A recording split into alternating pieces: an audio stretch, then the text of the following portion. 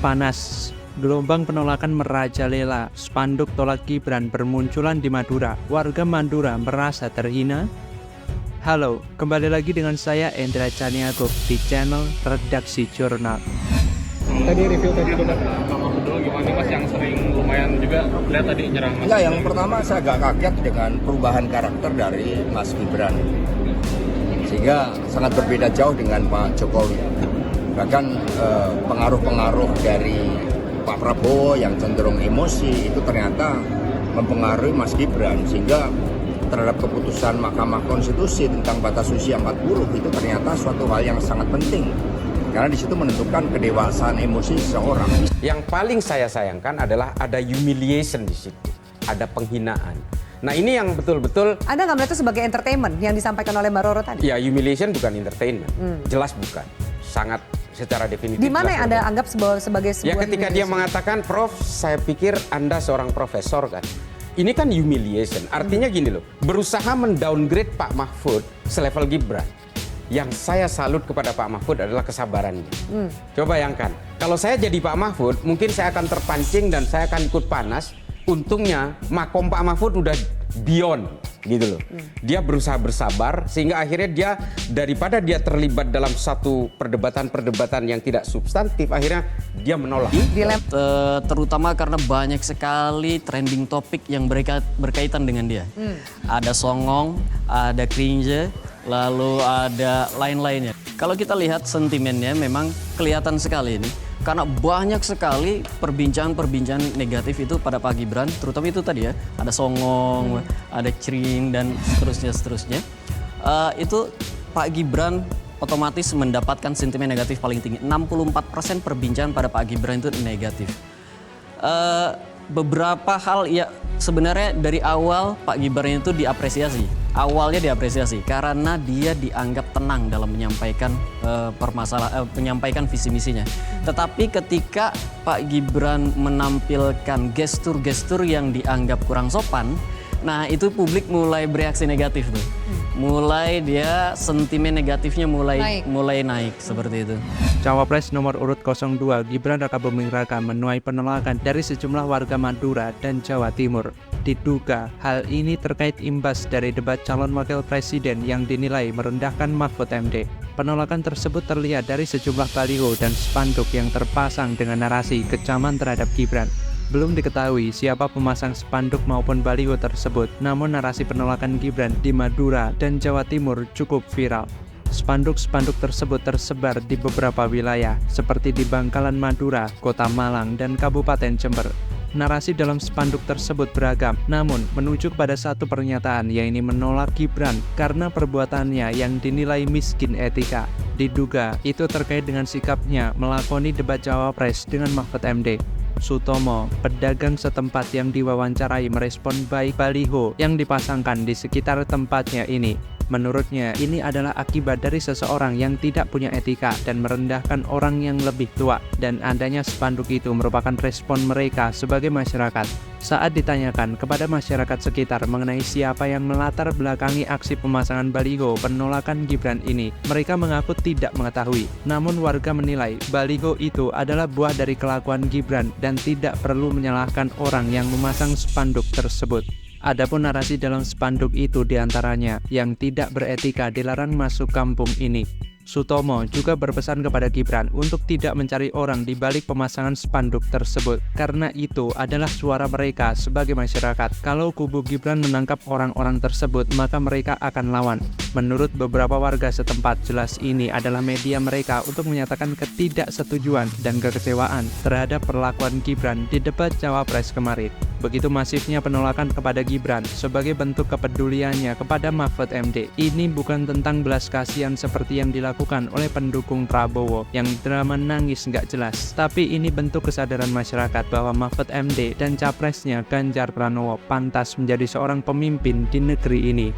Saya yakin setelah ini Pak Lurah akan merepotkan dirinya untuk datang ke Madura agar suara anaknya bisa naik lagi, dan tentu bansos-bansos akan dikerahkan supaya masyarakat terpengaruh. Tapi itu pun percuma. Saya yakin masyarakat Madura akan tetap berpegang teguh pada prinsip mereka dan menolak pasangan calon 02 Prabowo Gibran.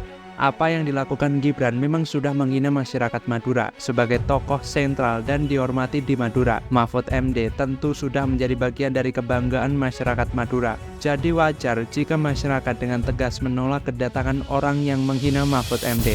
Hal ini tentu membuat kubu Prabowo Gibran semakin susah. Prabowo yang sudah susah malah semakin dipersusah dengan bergabungnya Gibran. Kesongongan Gibran saat menyatakan agar Prabowo tenang karena keberadaan dirinya sepertinya hanyalah wujud dari ketidakmampuannya untuk mengukur dirinya secara lebih benar.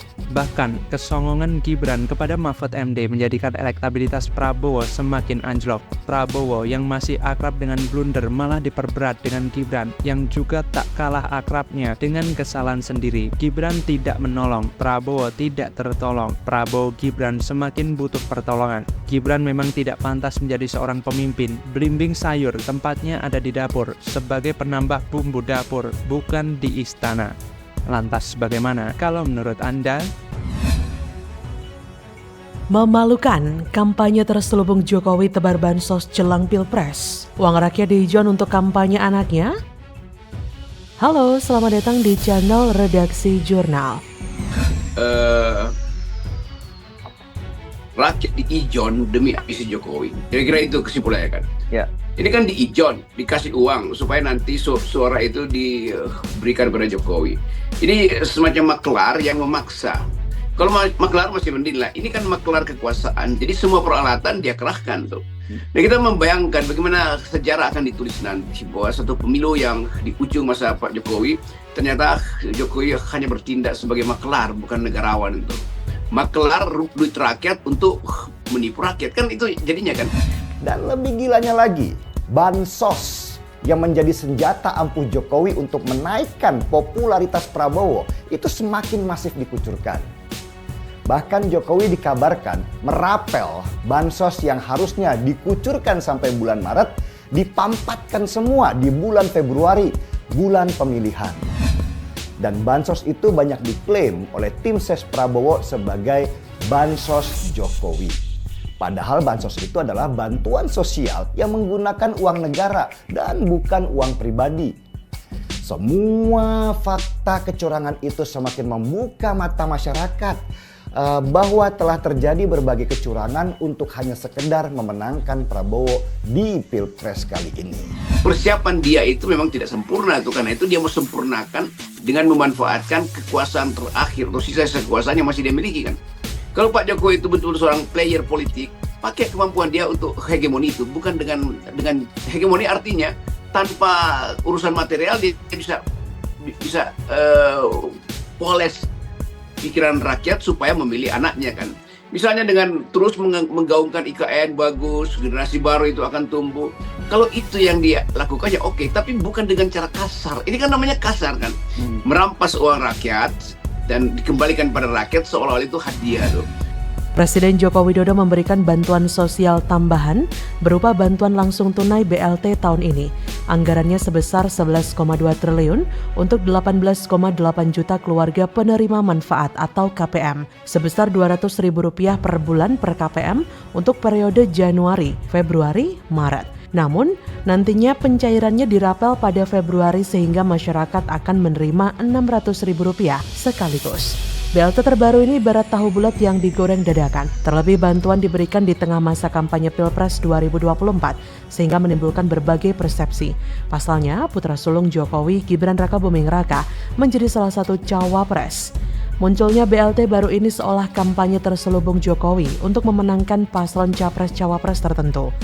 Dalam hal ini, Prabowo Gibran, BLT yang muncul dadakan ini seperti tahu bulat yang digoreng dadakan sehingga ketika dimakan masih hangat. BLT baru ini akan terasa lebih enak bagi masyarakat, terutama yang menerima. Mereka tidak akan peduli bila BLT ini mendadak dan kental nuansa politik. Sikap kritis mereka akan tiba-tiba lenyap karena kebagian uang yang jumlahnya lumayan yaitu Rp600.000. Bawaslu pun tidak bisa menilai ini sebagai